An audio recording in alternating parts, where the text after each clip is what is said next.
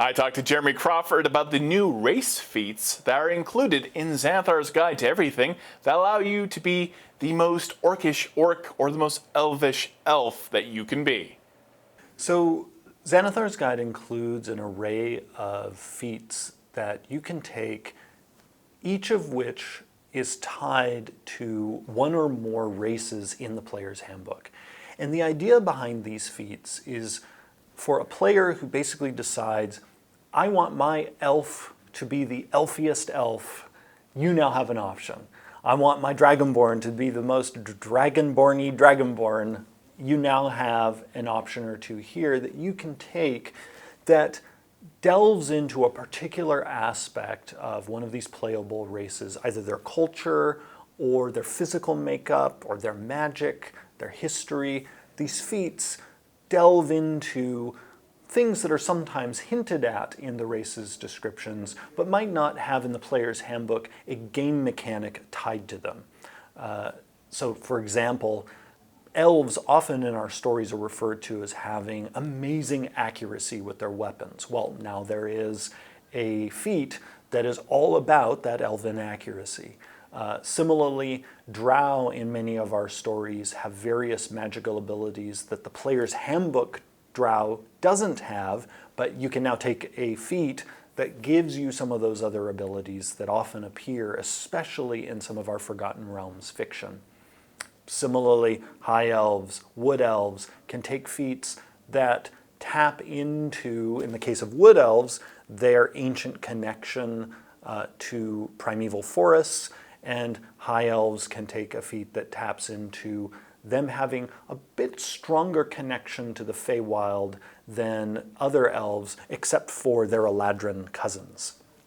Now, one of the things that people asked about when we first previewed some of these feats that were originally written by Robert Schwalb, we previewed some of them in Unearthed Arcana. People were wondering, well, some of these involve a transformation.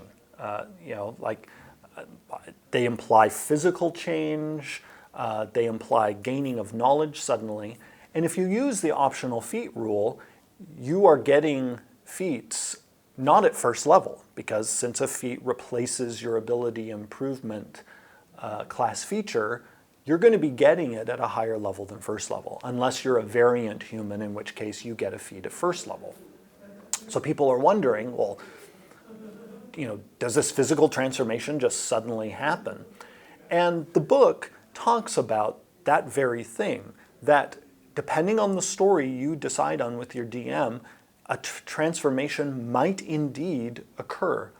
Transformation is a huge deal in not only fantasy fiction, and I've talked about this before, that it is also a big deal in myth and folklore of fantasy figures because of an important story event, because of touching some ancient artifact or wandering into a place of special supernatural significance, of them being transformed in some way.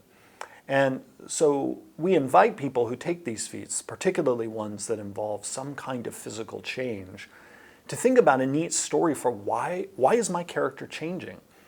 And the other neat thing to then get to incorporate is the fact that so many of our non-humans in D&D have a magical heritage. These are people, like in the case of elves, elves are literally all descended from a god.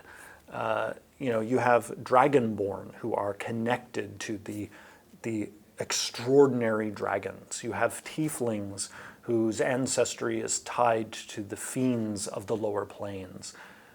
All of them, because of that magical connection, are ripe for some kind of neat transformation story. People I'm hoping will think, like, what has happened to my character to unlock this aspect of my race within me?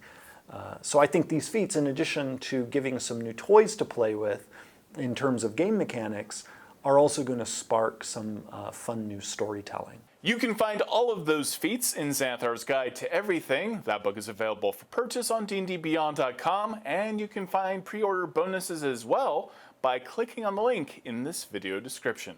I'm Todd Kenrick. Thank you for watching.